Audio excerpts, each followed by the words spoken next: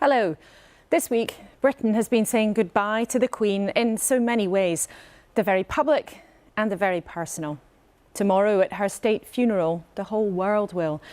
This morning we'll hear what she meant around the globe after 7 decades and 7 days of sights and sounds that will echo on.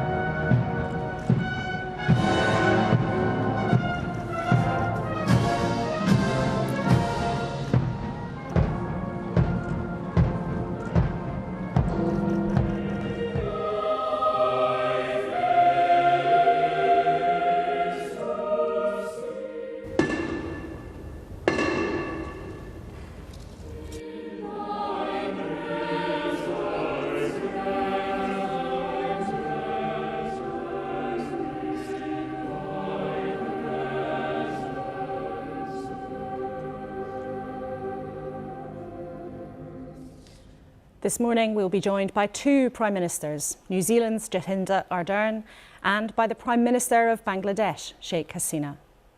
Reflecting on his role in the proceedings and the ongoing war in Ukraine, the Chief of the Defence Staff, Sir Tony Radakin. And I've been speaking to a man who knew Her Majesty the Queen and the new King Charles III well, the former Secretary of State and now the United States Climate Envoy, John Kerry. We're live on BBC One and on the BBC around the world this morning. And with me at the desk for the next hour, John Sentamu, the former Archbishop of York, who's been involved in the long planning for the state funeral, Victoria Newton, the Editor-in-Chief of the Sun newspaper, and Lindsay Hoyle, the Speaker of the House of Commons, who's presided over much of this week's extraordinary ceremony in Westminster. A very warm welcome to you today, and especially to viewers who are joining us on BBC World. Now, this morning we will talk about the meticulous planning for the state funeral as the nation and countries right around the globe reflect on Her late Majesty. But let's take a look at the front pages here in the UK. And one picture really dominates. We can see there on almost every newspaper the Queen's grandchildren standing vigil around her coffin. Images that will now be part of the collective memory after such an extraordinary few days. Archbishop Sentamu, you have been talking to the royal family about preparations for this funeral, I think since 2005. Can you give us a sense of what we can expect? That service arrived on my desk in 2005. As soon as I became a Privy Councillor, they always were referred to as the London Bridge. And we knew what we were talking about. And that service is constantly being reviewed in consultation with Sovereign.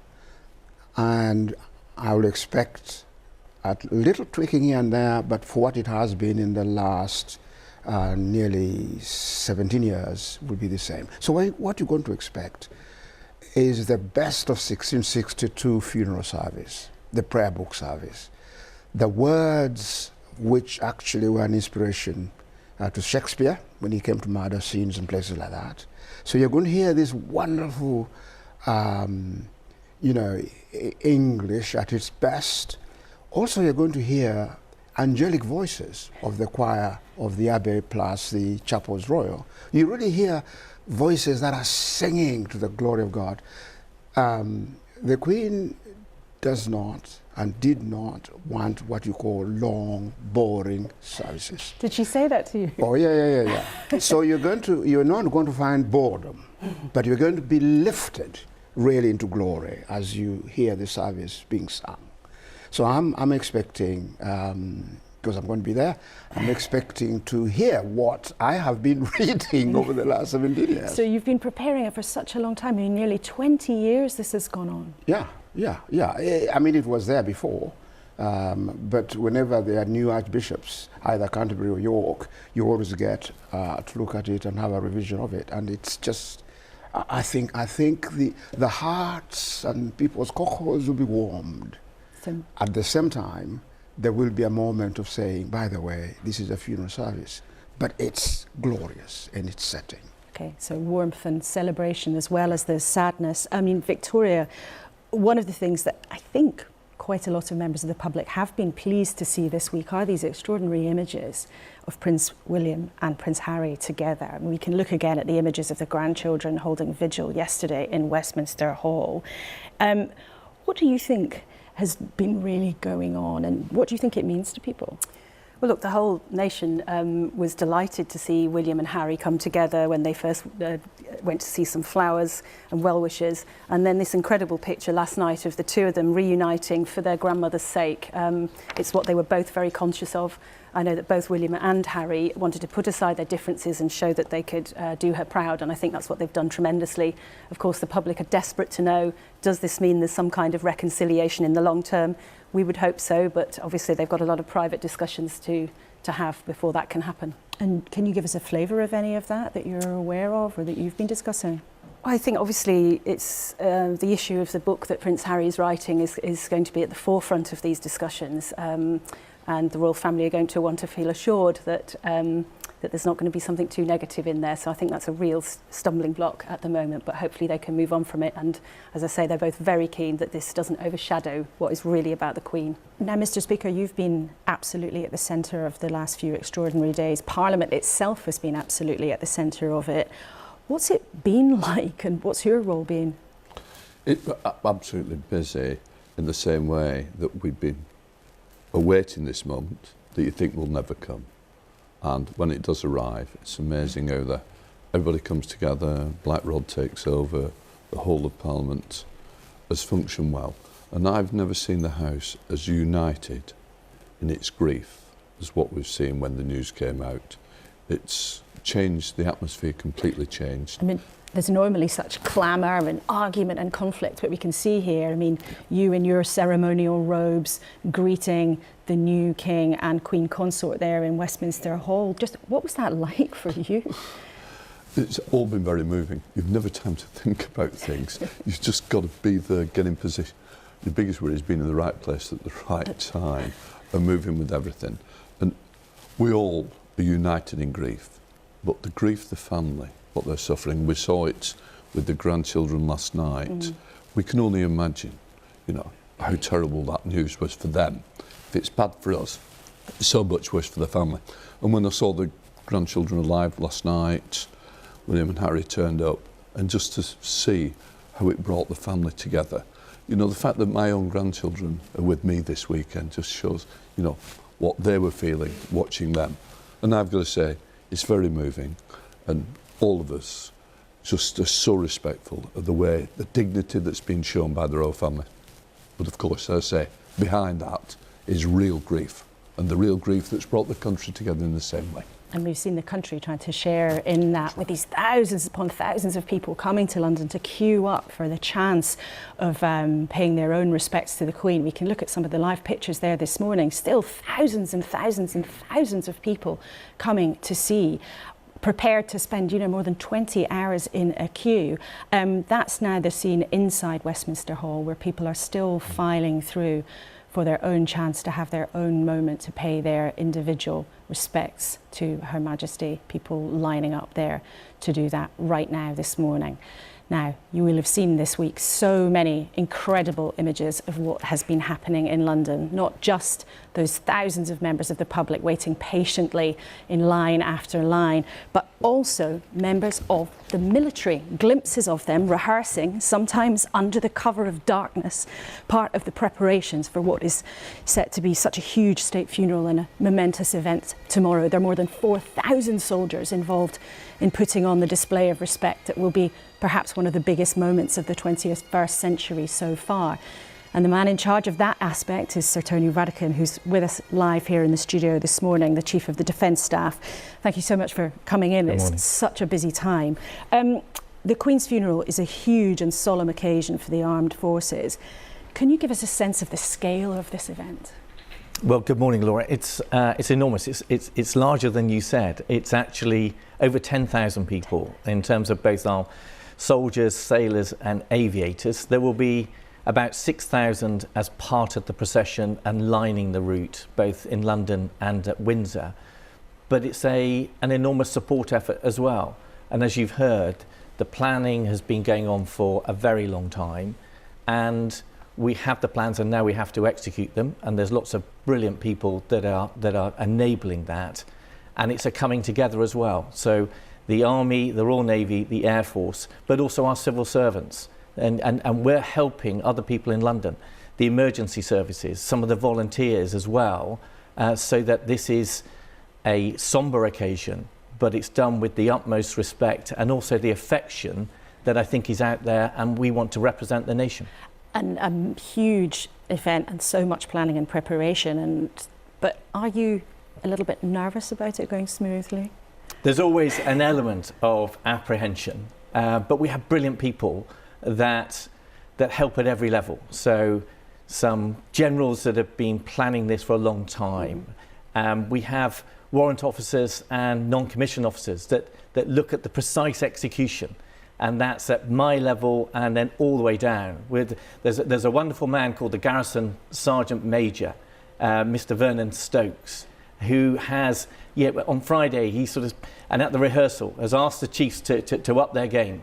We've all been told to listen to a metronome at 75 beats a minute. So you might see people walking around London so that we get the right rhythm for the funeral procession. And then you've got young soldiers, some great stories. There was one, a young lady who was on an aeroplane to go to Cyprus on Thursday. She heard the news about the Queen's death, and she held the plane up so she could get her luggage off. She's a member of the Royal Horse Artillery, Gunner Stark.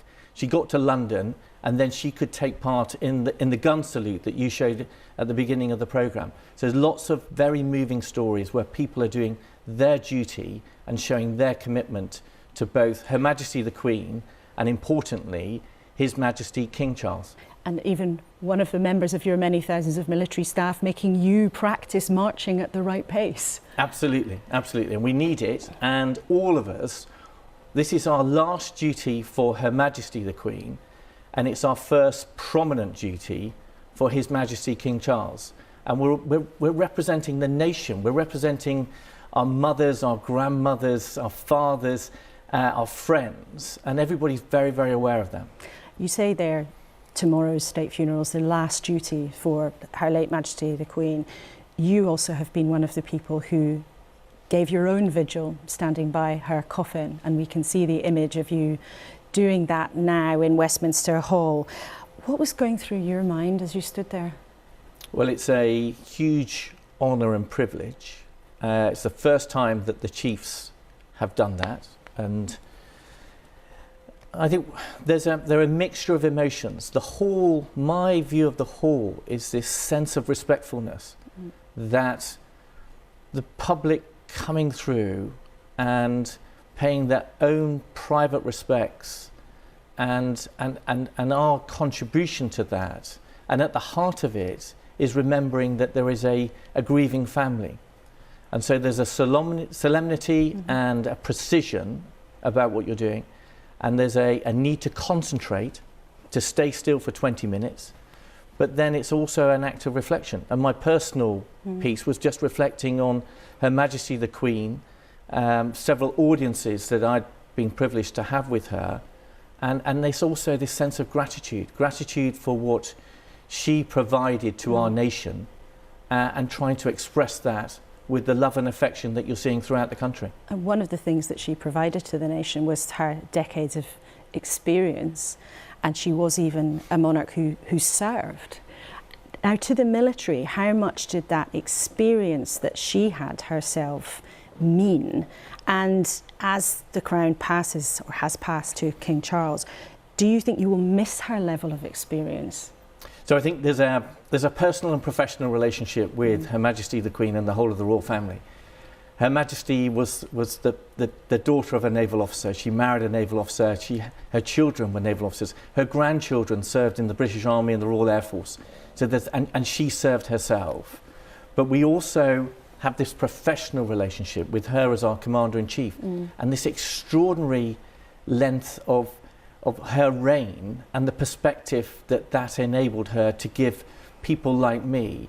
And I think we're incredibly fortunate with King Charles that he also has this perspective gained over the last 50 years and meeting so many international leaders. And that, I think, is what is helpful for people in my role and for others at the heads of the service. And you, I believe, met him yesterday. I think he had his first official audience with some military leaders yesterday. Now, I know you won't be allowed to divulge what that conversation was like, but how would you describe that relationship? How do you think it will work, and what does he have to offer, do you think, in that regard?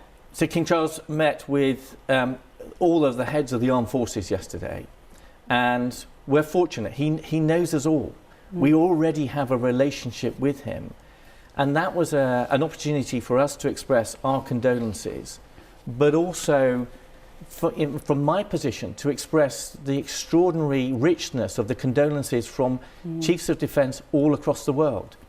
And that, I still think, is, even though it seems plain to lots of us, I think when you're the grieving monarch, that still has a richness and is quite staggering for His Majesty in terms of what he has seen in terms of this global response to Her Majesty's death. And as you say, the military is woven through the royal family's history and modern life too. And Prince Harry was allowed to wear his military uniform at the vigil last night, even though he's now not a working royal. But as a member of the armed forces, what does it mean to people who have served to be able to wear the uniform at a time like this? I think it's a sense of pride, and it's that expression of having served their country and having served their monarch, and that's what's very, very special.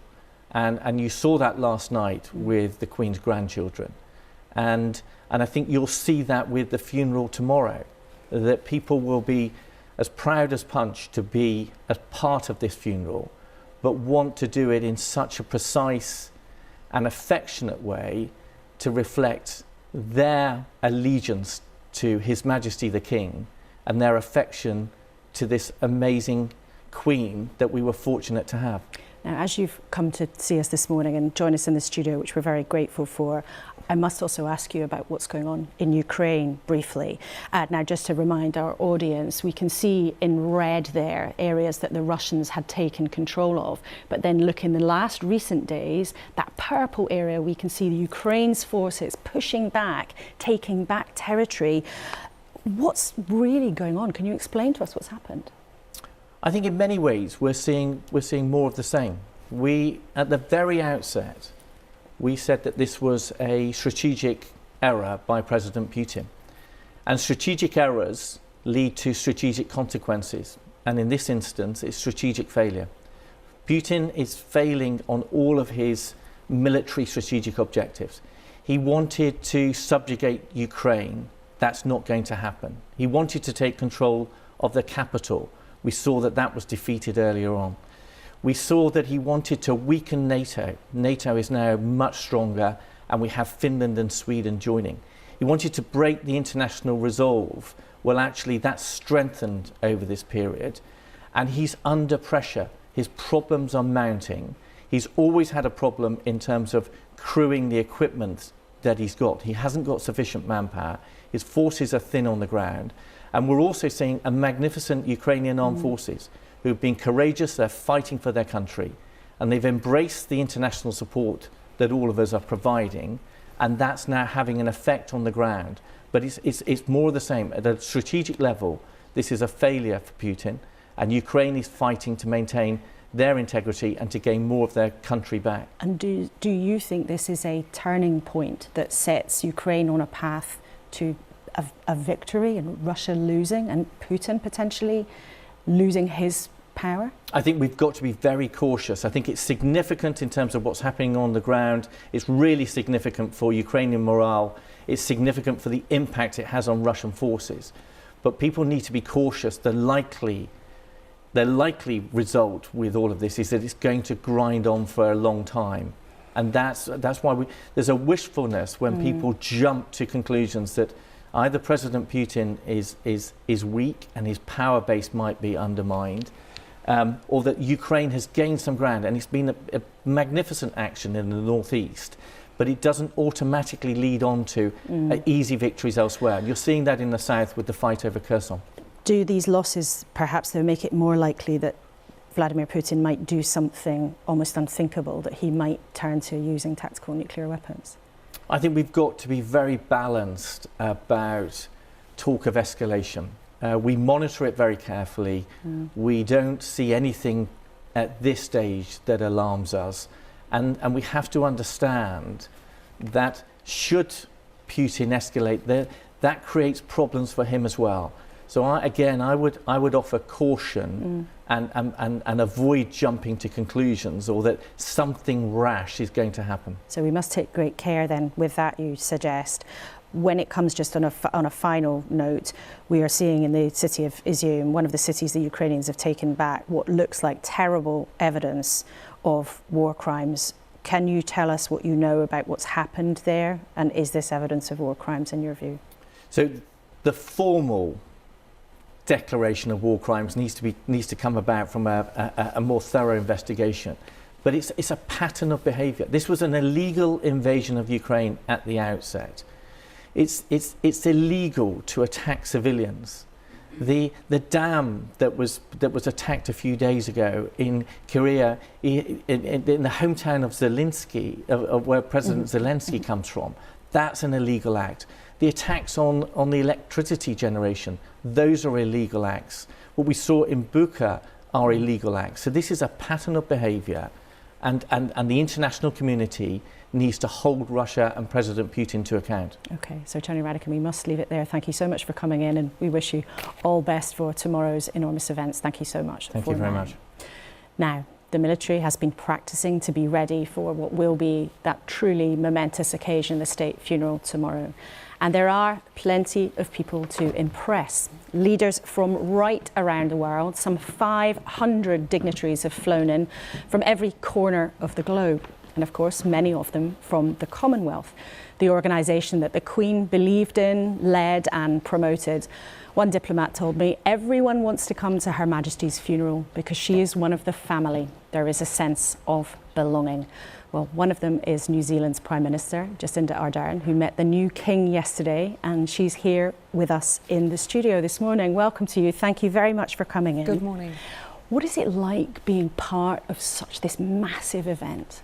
I have to say that my overriding emotion is just how humbling it is because of the sheer scale, but it is so obviously such a historic moment, such a moment in time that so few of us will ever have the opportunity to see and experience. And so I feel very privileged to be here at all, let alone representing New Zealand. And you met the new King yesterday. What did he say to you, if we can ask? Well, of course, I'll keep my comments there very, very general because we always try to keep in close confidence the conversations we're lucky enough to have with His Majesty. But the overriding sentiment was just the gratitude for the great effort that people were putting into coming and paying their respects. And by that, I mean not just leaders, but people. You could see that it meant a huge amount to have seen the sheer scale and outpouring of people's love and affection for Her late Majesty. And you were part of that. You went to Westminster Hall to see the lying in state yourself. What was going through your mind at that moment to pay your own tribute, but also to be among these thousands of people who've come to Westminster? The sheer silence of that space is, I think, one of the things that makes it so moving. But alongside that, observing as you do that, you're standing there alongside members of the public who have queued and waited as much as 20 plus hours to be there to share that same moment that you're having. Amongst everything else, I think the thing that I will take away from this period is just the beauty of the public's response. The kindness that you see from members of the public, the patience, the camaraderie, that has been for me the most moving tribute of all, has been the public response of the British people. And I know you lived in London once upon a time. Yes. Are you surprised by what you see? You know this country well. Has it taken you? It doesn't surprise me at all, but I think what it does is give me that sense of contrast. I've seen what London looks like day to day and what it feels like day to day, the hustle and bustle, and to see it just stand still, but do so poetically, is a very moving thing to witness. But it's also the most fitting tribute I can think of the Queen was here for her people, and now her people are there for her. And she was also, there having those very important relationships with leaders like you from around the world. Let's talk about your relationship with the Queen. I mean, you first met her in 2018. I think we can see a picture of you meeting her for the first time when you were expecting your first child. Quite pregnant, yes, as you can see. Do you remember what she said to you then? Oh, I do. I remember the first conversation that we had before the reception. We had the ability to have a conversation between her and myself and my partner Clark. I asked her, for instance, of course, what was one of the things on my mind alongside being a new Prime Minister was being a Prime Minister and a mum. And when you think about leaders who have been in that position, there was Benazir Bhutto, there was myself, but before that there was the Queen. And there were so few to look to, and so I said to her, how did you manage? And I remember she just said, well, you just get on with it. And that was actually probably the best and most, I think, factual advice I could have. You just take every day as it comes, and she did. But I have such respect for her because I see now what it takes to be a mum and a leader, and she did it more times over than I. You've expressed great affection for the Queen, but in terms of the relationship between our two countries, there were occasionally protests when she visited New Zealand some years ago. And you say now that it is inevitable that New Zealand will become a republic in your lifetime. Why do you say that? I think even the Queen herself has observed and acknowledged the evolution over time in our relationships. In fact, when she came to New Zealand several decades ago, she herself acknowledged that the treaty between Indigenous New Zealanders, Māori, and the Crown had been imperfectly observed. That simple observation is still spoken of today because it demonstrated that she was reflecting back her observation of the reality and of New Zealanders' lives. And so certainly, and this is just simply my observation is that there will continue to be an evolution in our relationship.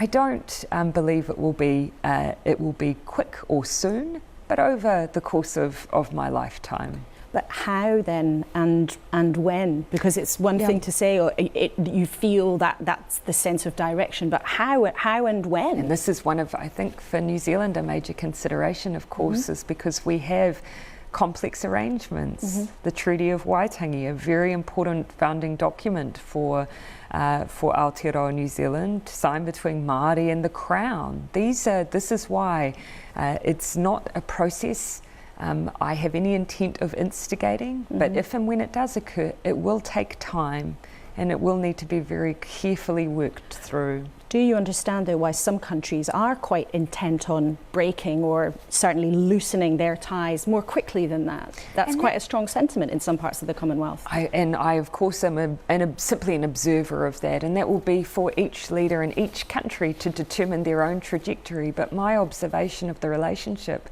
is that that's not necessarily unexpected. This is an evolution, and I think what will remain important, though, is that there will still be bonds between us as Commonwealth nations, and there's still things to be gained through those relationships also. Do you think that the Queen's passing will, though, loosen those links? I mean, she saw so much change, but many of the connections between her and Commonwealth countries were connections that she herself promoted, that she herself encouraged. Do you think her passing weakens that? I can only give an observation from the perspective of New Zealand, and that is that a very close affinity and affection for Her late Majesty. But an observation is that King Charles has visited New Zealand as many times. He's well known in New Zealand. He shares many passions and interests that New Zealanders do. And I think that means that relationship already exists. It's a transition, but it's not a jarring transition for New Zealand. Now, one of the reasons that you are well known here is that during the COVID pandemic, you took a very hard line on lockdown and indeed closing the borders. I know that the Queen would call you sometimes to talk during the pandemic. I think we can see a photograph of you having a conversation with her during that period. It's interesting, across the world and in the UK, some leaders are starting to reassess some of the harsher measures that were used during the pandemic. Have you reassessed the decisions that you made in your approach? Well, of course, now in New Zealand, the only restrictions that we have are masks in healthcare and a requirement just if you have COVID to stay at home. You know, there will be a period of reflection, I'm sure. So that means our borders are open for any who may have that question in their minds. I think for reflection for leaders around the world will be, how do we prevent pandemics in the future, and what is the best response? And we'll go through that process as anyone else will. We have to be willing to look at every decision as we go, and we did as we went through the pandemic. But I still believe we made the best decisions we could with the information we had. We wanted to save lives, and the evidence shows we did, relative to, say, a country of the size of Scotland versus New Zealand. But there were thousands of deaths, sadly. In New Zealand, 2,000. It's interesting, our new Prime Minister, though, here has said that she would never lock down again. For you, if we end up in a situation which everybody wants to avoid with another pandemic, would a lockdown and border control still be tools that you would consider? Well, I don't see that as the trajectory of this pandemic anymore. And so we've said we see no scenario in front of us that would lend itself to that. We used lockdowns only as a tool while we waited for our people to be vaccinated so that we could save lives. And then we began a series of shifts to open ourselves back up again. And it's worked. You know, we did save thousands of lives. No response was without pain. I know here in the UK you had both lockdowns and lives lost. In New Zealand, relative to other countries, we were locked down for fewer days and we saved many lives. Well, I'm proud of New Zealand's response. And just finally, as you're here for this enormous event tomorrow with hundreds of other world leaders, it's been written that actually this event is so enormous that you're all going to have to take the bus to get there, apart from the American President, Joe Biden. Have you thought about what that's going to be like, or who you're going to sit next to? Well, I have to be honest, I'm kind of interested that there's so much fuss about it. Fuss about the bus? Yes, I don't think the bus warrants too much fuss. When we came here for Choggin, we used buses for transport back in New Zealand. I often get our ministers to carpool in a van. So, look, this just makes good sense. And who do you want to we're a very practical people. Who do you want to sit next to? Have you decided? Or will you be told who to sit next to? I'll be sitting next to my partner, Clark. Okay, all right. Well, Jacinda Ardern, thank you so much for coming in this morning and being with us on this special day. Thank you. Take good care. Thank you very much indeed. Now, listening to the Prime Minister of New Zealand there was our panel, Victoria Newton, John Sentamu, and the Speaker of the House of Commons, Lindsay Hoyle. Victoria, firstly to you, we heard such great affection for the late Queen, but also a pretty clear acknowledgement that the relationship between the monarchy and the rest of the world is going to have to evolve, or will evolve. What do you think? That's right. She's talking very clearly about an evolution, not a revolution. It's obvious things won't stay the way they are, but it's also interesting that she said that she doesn't plan to instigate any process. And as she points out, that, you know, King Charles, as he now is, has been there many, many times, and I'm sure what we're going to see is either the King or the Prince of Wales shooting out to New Zealand and Australia and the realms to shore them up in the short term. Well, we are going to see an extraordinary spectacle with all of these foreign leaders and dignitaries here. I think the most senior in theory among them, President Biden, who arrived here late last night. Lindsay Hoyle, we've seen also a story in the Sunday Times this morning talking about the sort of diplomatic trickiness when you're just simply trying to manage all of these different important people. What's that been like? You've been part of the preparations. It's been important to try and make sure we get it right, and it's about showing the respect and the dignity and doing it in the right way. And we should not allow anything to overshadow the most important event the world will ever see, and that's the funeral of Her Majesty. And the passing of Her Majesty has brought people together. So we shouldn't be distracted by others, and I think that's the problem that we're seeing. And people always want a different story and a different angle. What I want to do is keep focused. This is about the royal family. This is about their grief. This is about the people of this country coming together to pay their respects. And none more so than yesterday when I had the overseas territories in. UK overseas territories, the premiers, the governors, all coming as one together to pay their respects. And it just shows you The Commonwealth has done the same. These are all the people that will be there at the funeral. But on the other, you know, we will not be distracted by the stories. I am very focused, will remain focused until Monday, and then we will see the politics coming back to the House of Commons then. And certainly politics has been suspended pretty much for now, but Bishop Sentamu, what do you think it means, and the representation of all of these leaders coming in from right around the world? What does that represent? I think it represents that Her Majesty the Queen was very, very successful, first of all, in turning the empire into a Commonwealth of Nations, 54 of them. So she has actually managed to steer all of these nations so that they become really a community of nations that actually work, but also not ignoring all of those other countries, the United States, that are not in the Commonwealth. So her greatest legacy is, how do you turn an empire into nations of equal status, knowing that she's still going to be the head of the Commonwealth. So will Prince Charles be the head of the Commonwealth. And I think that's the greatest thing. So all of them are wanting to come because they've got this care and love that they have received from the Queen whenever he's visited. I mean, I've been to New Zealand 4 times, invited by the Archbishop of Australia, New Zealand and Polynesia, Philip Richardson.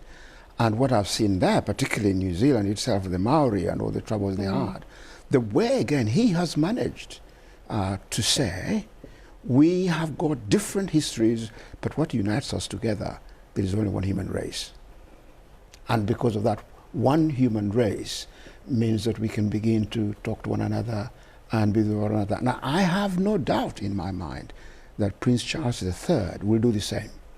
But there are, though, some diplomatic tensions, aren't there? And Mr. Speaker, this week, one of the things that has been discussed, and the Sunday Telegraph has written about it this morning, senior Conservatives like Ian Duncan-Smith have expressed anger that some Chinese members of the Chinese delegation have been allowed to pay their respects at the lying in state to Her Majesty. Now, it's been said that you were lent on to allow people to come in from the Chinese delegation. Can you clarify exactly what happened? Did that happen? I couldn't say nobody has been leaning on me at all, far from it. My view remains the same, that we would not welcome a reception in Parliament, and that's when I stopped the ambassador and accredited Chinese from coming into the House of Commons. So let's be clear, to hold a reception in the House of Commons when MPs and a peer has been sanctioned is not acceptable. My view remains the same and nothing has changed. But this is not about the politics of a moment. This is about the grief that we all share, rather than being overshadowed.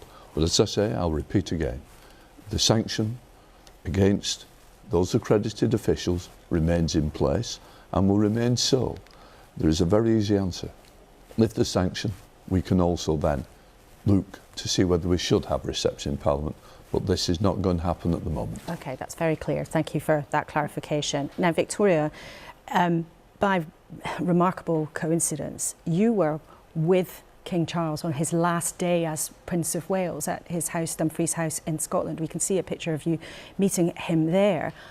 What happened and what was that like? Well, it was a long-standing commitment where he'd kindly agreed to film for our Who Cares Wins Awards, where we honour workers in the NHS, and he'd agreed to present an award to a doctor who didn't know she was going to win.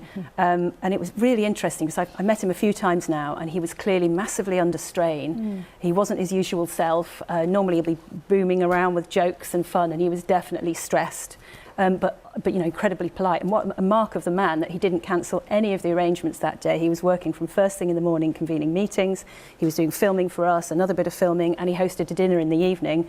And then obviously he didn't know what was going to happen the next day, but he clearly must have known she was unwell, but he still went ahead with all of that. So incredibly impressed. And knowing him then through that contact and other contacts, I mean, how do you expect his monarchy might look different? And does it have to evolve, do you think? I'm sure it will evolve naturally. I mean, there's going to be a lot of discussion about the slimmed down monarchy, what that really means and what roles Prince Andrew may or may not have. There's a lot of speculation about that, so I think he'll be clearing that up and what happens with other non-working royals. I think the other thing that they're going to massively have to do and look at is leaning into the cost of living crisis that he takes over as we are going through this incredibly tough time. And the royal family will need to show that they're in touch with people and that they care. So when there's questions about the finances of the royal family, I think there's an opportunity for them there to do some really good work. That's an interesting point. John said to me, I mean, right now we can see again thousands of people still pouring to London to try and pay their own tribute in these queues. And that certainly suggests that public support has been intense and warm and on a very, very grand scale. But what do you think the lasting effects will be? I mean, as Victoria suggests, lots of people are living in very tough times at the moment. How do you think the royal family will accommodate that or relate to that? Well, Her Majesty, the Queen has always quoted Churchill, said, the far back you look, the more you are likely to move forward. If you look back to the Second World War, the Queen was herself involved in mending vehicles and all that kind of stuff. A mechanic. To where we've got to now, this country is in a much stronger place, both in England, Scotland, Wales and Northern Ireland. It is a much stronger, much wealthier country than it was. So I want to suggest that what the Queen has left are really 70 years of dedicated service. And for her, the Christian faith, particularly the example of Jesus, not the religiosity nonsense, but the example of Jesus, modeled her leadership as one of service, as one of duty.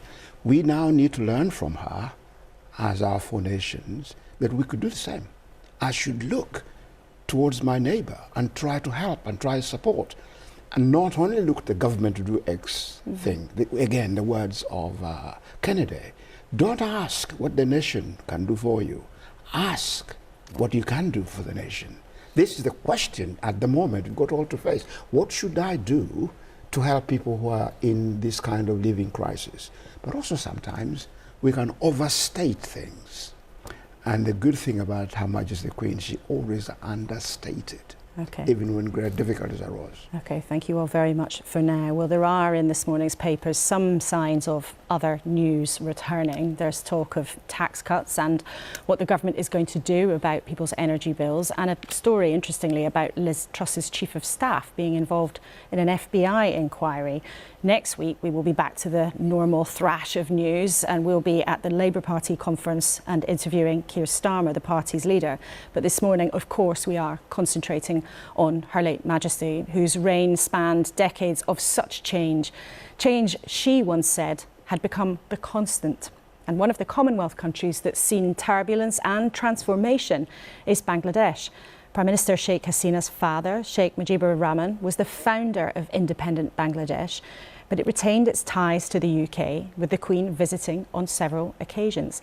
I spoke to Sheikh Hasina about her memories of the Queen and why the Commonwealth matters so much today.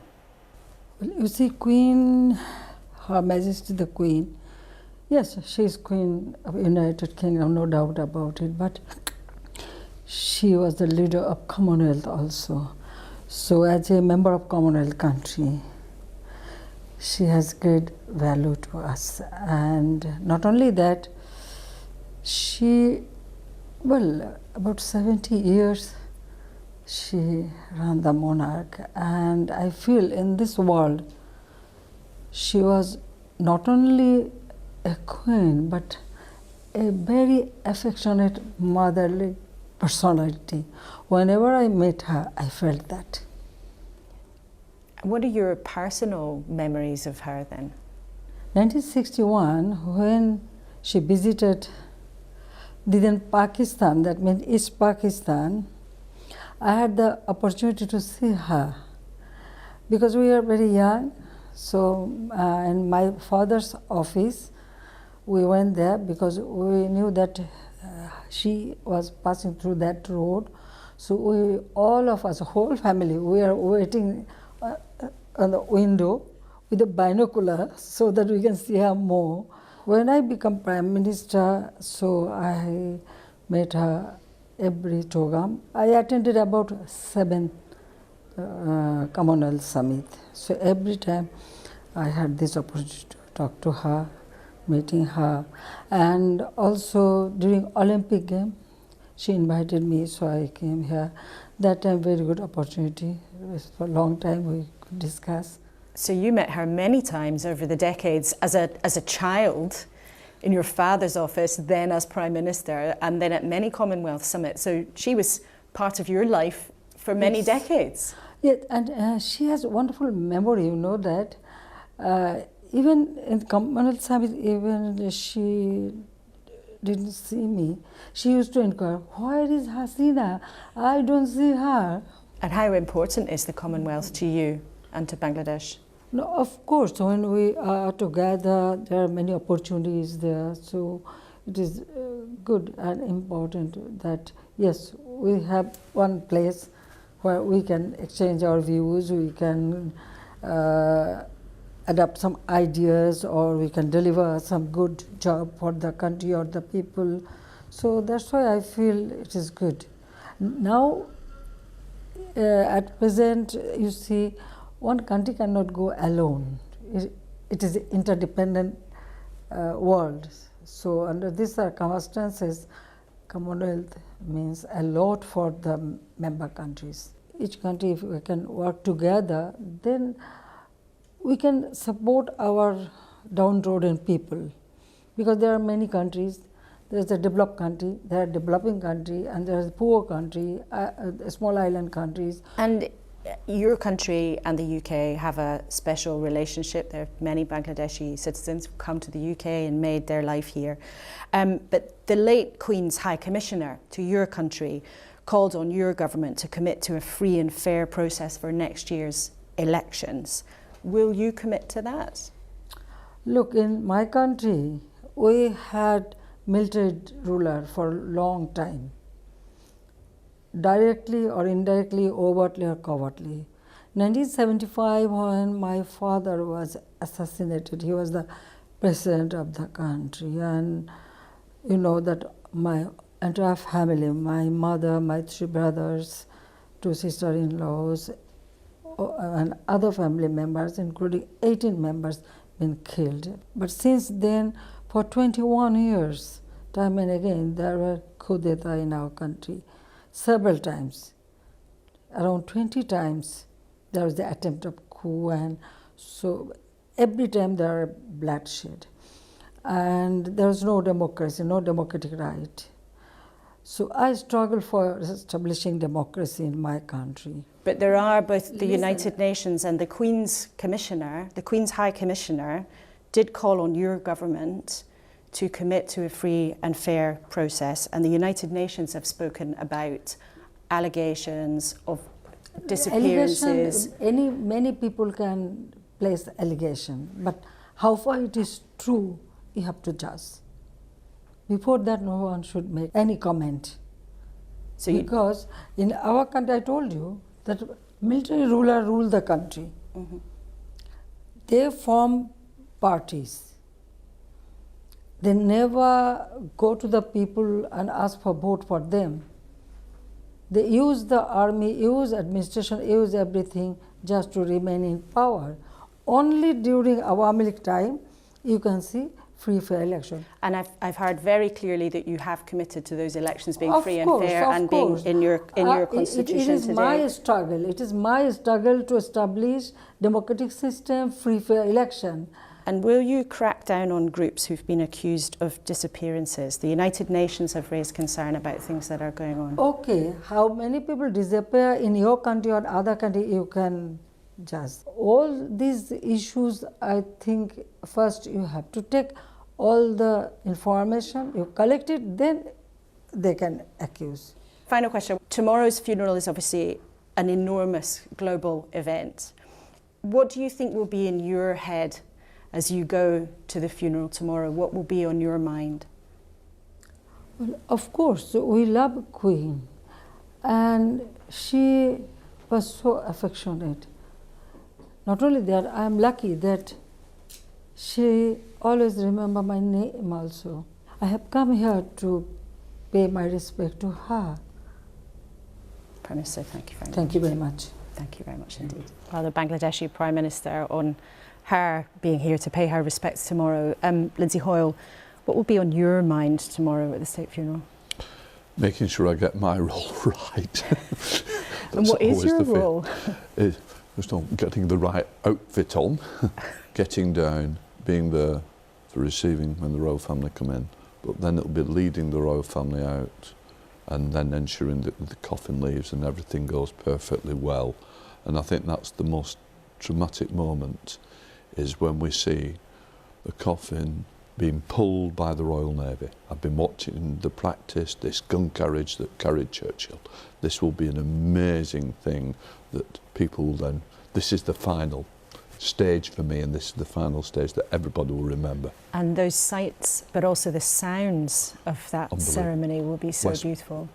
Big Ben, the Queen Elizabeth Tower, the bell will be tolling as well, the beats will be there, the Royal Marines and everybody. The huge entourage that will leave will be unbelievable. We'll never see, I don't think we'll ever see the likes of this again. Go to the Abbey and then it will go back, and the crowds will be phenomenal.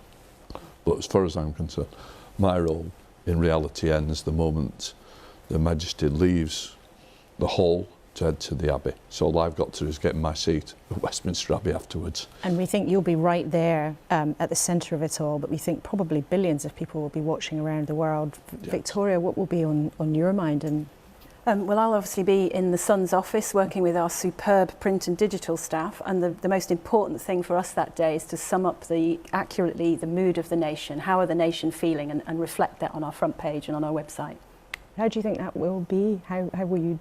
Well, extremely sad and solemn. I mean, the final scene when we see the coffin go up into Windsor and into the chapel will be quite something. Okay, well, it certainly will be an event that none of us really have seen the like of before, and something that will be remembered and shown again for many, many years to come as people reflect on Her Majesty's role around the world. And the Queen, in her role, was unafraid to raise tricky questions sometimes with world leaders in those quiet diplomatic moments, and her views on the need to tackle climate change and the new King's strong desire to do so were no secret, and that's been vital to others campaigning to that end. Let's hear now from America's climate change envoy and former Secretary of State, John Kerry. I really just felt that in every regard throughout her life, she carried herself with this extraordinary dignity. I'm so glad I had a chance to say hello to her in Windsor Castle and have a little chat. I can remember I was about 10 years old, I guess, and I watched, the first black and white televisions and saw the coronation. And my mother was an Anglophile who had lived in Sussex and Kent, and so she automatically, boosted the Queen in our presence. Secretary Kerry, do you think this moment could change the kind of diplomatic conversations and the atmosphere that we've been living in? One would hope, because there were giants in that period of time in the aftermath of World War II. And you think of Winston Churchill, which I think is probably the last funeral of its kind, like the one that is unfolding on Monday. And do you hope the new King will continue to raise climate change in the same way as the Queen mentioned it? I very much hope so. Obviously, in the same way within the constitutional process, but there is no question in my mind that that is not a standard multilateral issue or bilateral issue. There is a threat to the entire planet, a threat to all of our nations, and he understands it as well as anybody on the planet. He's been consistently on this issue, beginning in his teenage years and carrying on in many different iterations. And he's for real, believe me. Have you spoken to King Charles this week? Yes, I did have an opportunity to be able to talk to him while I was in London, and very much appreciated his thoughts at that moment in time, and was very pleased that I was able to express my condolences personally and the condolences of our country. And would you like to see the King attend the next COP climate summit in Egypt and speak in the same strong terms that he did in Glasgow last year? Well, personally, I think that it would be terrific if he was able to do that. And in terms of energy, do you think that Vladimir Putin might turn the gas off this winter? Or maybe this moment's an opportunity to really accelerate the drive for green energy? I think that the lesson is that you do not want to be the prisoner of your energy source, of your energy base. You don't want to empower people to weaponize energy against you. And indeed, anything is possible, I think, right now. We have to be very hopeful that things don't grow worse. But I do know that Europe as a whole, Ursula von der Leyen and Franz Timmermans and the EU are determined to liberate themselves and also to help advance the process by which we all liberate ourselves from the emissions, which are what are warming the planet. And just lastly, how would you describe Her late Majesty's role in the curious alchemy of diplomacy? She was straightforward, and I think people appreciated her honesty, but she also had a profound impact on major issues and touched people's lives all around the world. And that is the mark of an extraordinary statesperson. John Kerry, thanks so much. John Kerry speaking to us there about Her late Majesty. Archbishop, just to close with you this morning, really, you've been intimately involved in planning the funeral. You'll be there tomorrow. What will be on your mind? I think three thoughts. The first comes from my granddaughter Abigail. When she heard that the Queen had died, she cried uncontrollably and then said, "I'll never see another Queen in my lifetime." And then her brother, Mark VI, said, "The world has changed." I want to combine those thoughts. I hope the world has changed for the better. Secondly, the Queen wrote me a most wonderful letter 4 weeks after the burial of Prince Philip, thanking me for the flowers, the prayers, and then ended by saying, when you are grieving someone you deeply love, it isn't easy when you're having to do it in public. So my thought will be to the new king and the whole royal family. They are grieving publicly, and that will find a space to do it. The second thought was when I went to see the Queen in 2018 to ask permission to step down as Archbishop. I went with a huge burden of matters that one day may be revealed. And I knelt down and I said, "Your Majesty, please pray for me." So I put my hands together and she put hers outside mine. And we were silent for 3 minutes. And at the end she said, "Amen." When I got up, the burden had lifted. That's the kind of a queen we had. Her life was so rooted in Christ that she was able to transmit that same power, that love, that grace. So I will be saying, Mom, on that day, 12th of July 2018, you lifted my burden, and I'm very thankful. Thank you for sharing such an incredible memory with us this morning, Archbishop Sentiment. It's been a pleasure to have you with us this morning, and indeed a very, very warm thank you to you two also for joining us. Sir Lindsay Hoyle, the Speaker of the House of Commons, and Victoria Newton, the Editor-in-Chief of The Sun newspaper.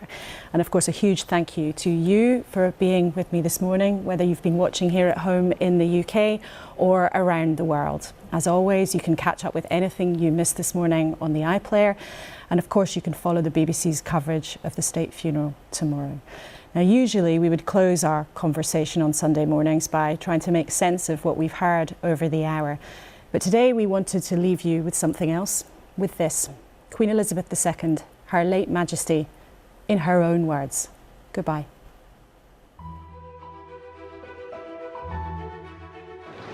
I declare before you all that my whole life, whether it be long or short, shall be devoted to your service and to the service of our great imperial family.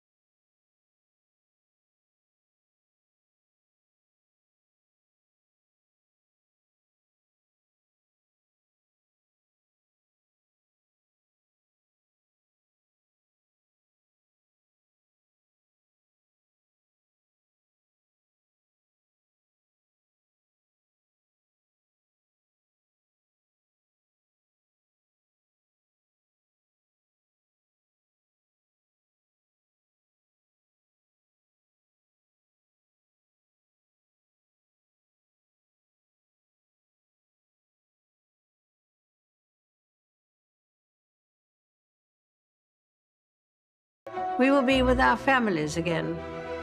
We will meet again.